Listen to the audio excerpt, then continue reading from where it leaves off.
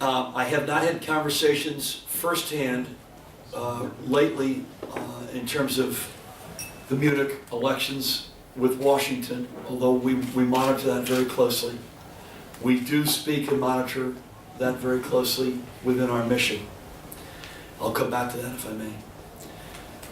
One of the lessons you'll learn in quickly in looking at the German-American relationship is that both Republican and Democratic, I can see you back there, I know you're there, Jens, that both with Republican and Democratic presidents in our country and with CDU, CSU, or SPD chancellors in this country, we find a way to further and deepen our relationship. And so the president last week, as an example, wanted to be sure and was very careful to make sure that he had a balanced visit. He spent a significant amount of time with Chancellor Merkel, but he also spent a meaningful amount of time with the Bundespräsident, with vielen Dank. I lost my voice, I apologize. He also spent a significant amount of time with Pierre Steinbrück. He was introduced in his speech by both the Chancellor and Regierende Bürgermeister Klaus Wowereit. So we have complete and supreme confidence that we will. I'll give you an example of my own case. I was honored yesterday in farewell events in Berlin to spend meaningful time with both Chancellor Kohl and Chancellor Schröder. And so this is not just something that we talk about, we live this. We find a way. The relationship with Germany is indispensable. It transcends any individual or political party. Back to Bayern. This is, in many respects, certainly economically, in many respects culturally, diplomatically, and for our military, one of the most important states, locations that we have in Europe, not just in Germany. So our engagement with the government here runs very deep, not just at the lender level, but at the city level. So for instance, we just came down from Nuremberg this morning. We spent a meaningful amount of time with the Oberbürgermeister. We just had a lunch with several members of the government here. I'll see the Minister-President next week in Berlin. We care deeply. This is an incredibly important state for us. And again, regardless of what the coalition is, the winners or the losers, our roots in Bayern are so deep and last so long. I am completely optimistic that we will enjoy in the future as good and as great a working relationship as we have in the past.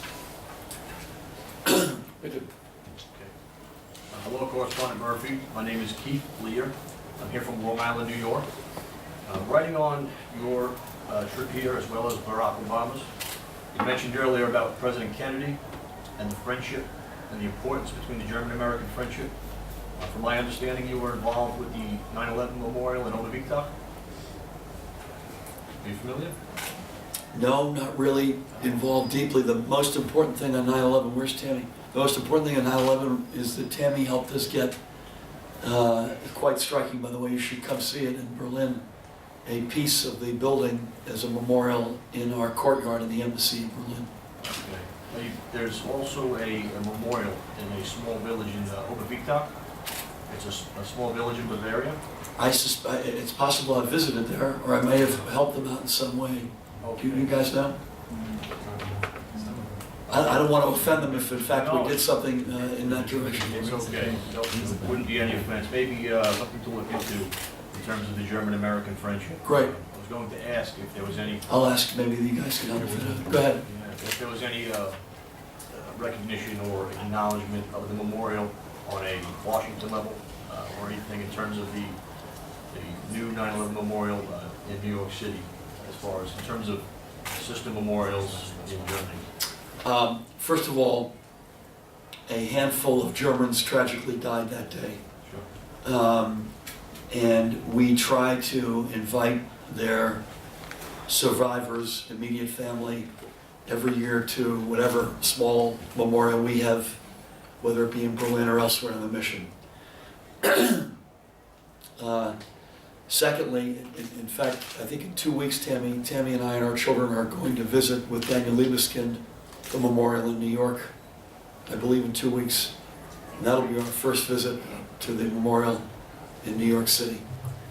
And thirdly, I wasn't here on 9/11, but everyone tells me, both those who were here in our mission, as well as I hear this from Germans all the time, and I've seen little examples of this in my time here. If you want to know how close the relationship is between Germany and America, is test it, look at it, when one of us is really down on our luck. Post 9/11, the outpouring of support from Germans was overwhelming.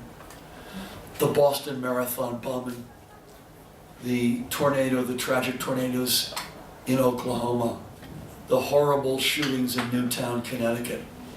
Those all happened within the past 8 months in my time as ambassador. The outpouring is extraordinary. So when we say we have no better ally than Germany, it's not just the government that we talk about, it's the depth of the relationship between our peoples. Okay. You say Long Island? Long Island, yeah. Mets or Yankees? Yankees, all the way. Just checking. Noch And, eine Frage, what's another my question? So I have a last question. When you will be back in some days in the States, and your friends will ask you, Phil, tell us, what happens in this old world? Europe is suffering, Germany is stronger than ever before, economically stronger than ever before. What happens in this old world? Oh my goodness, this is hardly an old world. This is a, you have the beauty looking outside our window and you look at the Rathaus and you say, wow, there's no building in America. When was this built, do we know? 1908. About 120 years ago. Okay, so that would be true. But there aren't many buildings in America anywhere that are standing, that are as old as that building. I mean, the history is obviously, and culture is extraordinary. And we love it so much, we bought a home in Berlin to have for the future. But I would point to a couple of things when people ask me about Europe. And obviously Germany I know the best.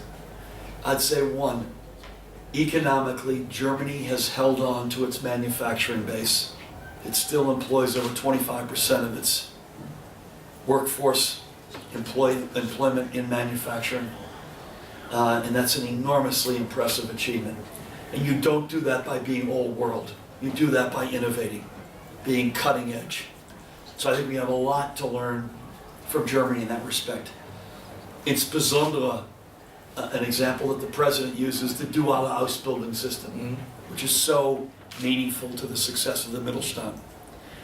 And so I'd say that would be number one. Number two, the United States is the largest economy in the world. The European Union is the largest economic bloc in the world.